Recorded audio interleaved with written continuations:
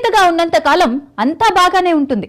ఒక్కసారి చెడితే ఇక ప్రతిదీ సమస్యగానే ఉంటుంది. ఇప్పుడు డొనాల్డ్ ట్రంప్, ఎలన్ మస్క్ మధ్య ఇదే జరుగుతోంది. ఒకరిని మించి ఒకరు ఎత్తుగడలు వేస్తున్నారు. ఇద్దరి మధ్య కయ్యం టెస్లా షేర్లను ఘోరంగా నష్టాల్లోకి పడేసింది.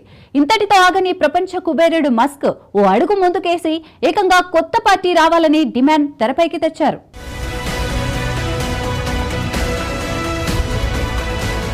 అమెరికా అధ్యక్షుడు డొనాల్డ్ ట్రంప్, ప్రపంచ కుబేరుడు ఎలాన్ మస్క్ బంధం దారుణంగా చెడింది.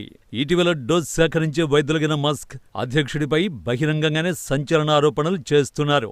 అటు ట్రంప్ కూడా టెస్లా అధినేతకు గట్టిగానే వార్నింగ్ ఇస్తున్నారు. ఈ పరిణామాలు మస్క్ కంపెనీలపై తీవ్ర ప్రభావాన్ని చూపించాయి. ఈ సంస్థ షేర్లు దారుణంగా పతనమయ్యాయి. దాదాపు $152 బిలియన్ అంటే భారత కరెన్సీలో దాదాపు 13 లక్షల కోట్ల సంపద ఆవిరైంది. డొనాల్డ్ ట్రంప్, ఎలాన్ మస్క్ మధ్య కొన్ని రోజులుగా జరుగుతున్న వివాదం అమెరికా రాజకీయాల్లో సంచలనంగా మారింది. ఈ వివాదం ట్రంప్ తెచ్చిన బిగ్ బ్యూటిఫుల్ బిల్ అనే భారీ బడ్జెట్ బిల్లుపై మస్క్ విమర్శలతో మొదలైంది.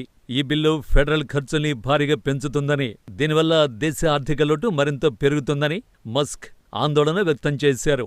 ఈ విమర్శలు ట్రంప్కు కోపం తెప్పించే ఆయన మస్క్పై తన సొంత సోషల్ మీడియా ప్లాట్ఫామ్ అయిన ట్రూత్ సోషల్ ద్వారా తీవ్ర విమర్శలు చేశారు.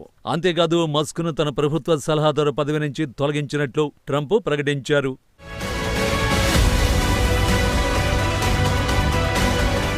Tesla CEO Elon Musk, America అధ్యక్షుడు డొనాల్డ్ ట్రంప్ మధ్య బహిరంగంగా విభేదాలు తలెత్తిన తర్వాత టెస్లా షేర్ ధర భారీగా పతనమైంది.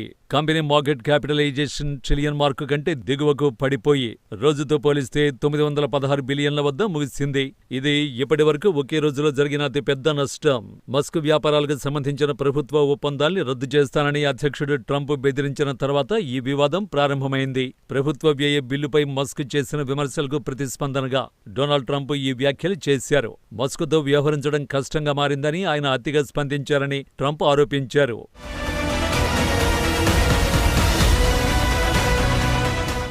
ఎలాన్ బక్కపరచబడ్డాడని, తాను అతన్ని వెళ్లిపోమని అడిగాను, అతని ఈవీ ఆదేశాన్ని తాను తీసివేశానని, అది ఎవరూ కోరుకొని ఎలక్ట్రిక్ కార్లను అందరూ కొనేలా చేసిందని, అతను పిచ్చివాడైపోయాడని ట్రంప్ తన సోషల్ మీడియా ప్లాట్ఫామ్ ట్రూత్ సోషల్లో పోస్ట్ చేశారు.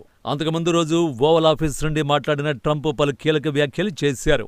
ఎలన్, తాను గొప్ప సంబంధాన్ని కలిగి ఉన్నామని, ఇకపై ఉంటామో లేదో తనకు తెలియదన్నాడు. కొత్త బిల్లులో ఎలక్ట్రికల్ వెహికల్ క్రెడిట్లు లేకపోవడం పట్ల మస్క్ చాలా కలత చెందినట్లు ట్రంప్ తెలిపాడు. అమెరికా అధ్యక్షుడు మీడియాను ఉద్దేశించి ప్రసంగించగానే మస్క్ ఎక్స్లో వెంటనే స్పందించాడు. తాను లేకుంటే ట్రంప్ ఎన్నికల్లో ఓడిపోయేవాడని మస్క్ కౌంటర్ ఇచ్చాడు. కానీ మస్క్ తన రాజకీయ సాహసయాత్రలో మాజీ స్నేహితుడు, బాస్ డొనాల్డ్ ట్రంప్తో బహిరంగంగా విభేదించిన తరువాత అతని వ్యాపారాలు ఎక్కువగా దెబ్బతిన్నాయి. ఈ సంవత్సరం టెస్లా అత్యంత చెత్త పనితీరు కనబరిచిన లార్జ్ క్యాప్ స్టాక్గా మారింది. మస్క్ తన రాజకీయ ఆశయాలను బహిరంగంగా ప్రకటించినప్పటి నుంచి దాని వాల్యుయేషన్ స్థిరంగా తగ్గుతోంది. ట్రంప్ అందమైన చమురు గురించి వాక్చాతుర్యం తన రెండవ పదవీ కాలంలో మొదటి రోజున మేక్ అమెరికా గ్రేట్ అగైన్ కోసం డ్రిల్ బేబీ డ్రిల్ చేయమని ఆదేశించడంతో ఈ క్షీణత వేగాన్ని పుంజుకుంది. ట్రంప్ పెట్రోలియంతో నడిచే భారీగా అమ్ముడైన వాహనాలను ఉంచడంతో ఎలక్ట్రిక్ వాహనాలకు డిమాండ్ బాగా పడిపోయింది.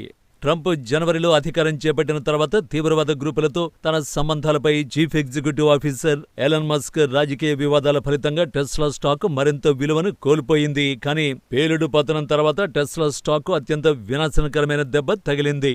ఇద్దరు ధైర్యవంతులైన బిలియనీర్లు ఎటువంటి అడ్డంకులు లేని మాటల ద్వంద్వ పోరాటంలో పాల్గొని వారి భాగస్వామ్యాన్ని ముగించారు.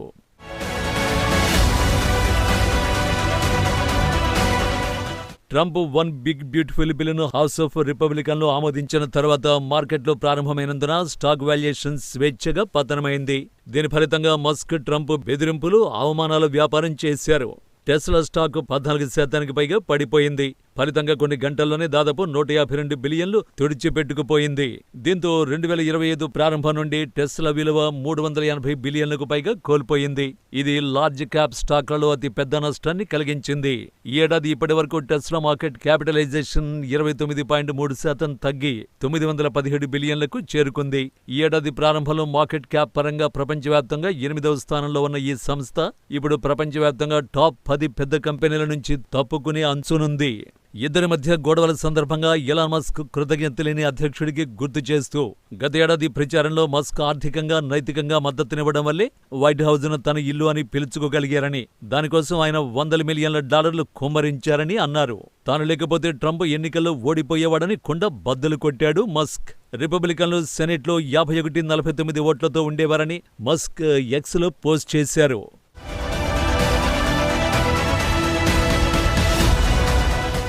ట్రంప్ను అభిశంసించాలని, అలాగే జేడీ వాన్స్ బాధ్యతలు స్వీకరించాలని మస్క్ సూచించారు.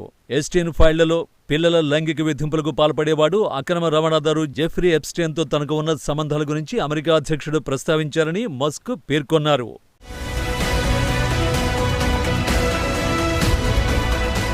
పాకిస్తాన్తో భారత్ ఘర్షణ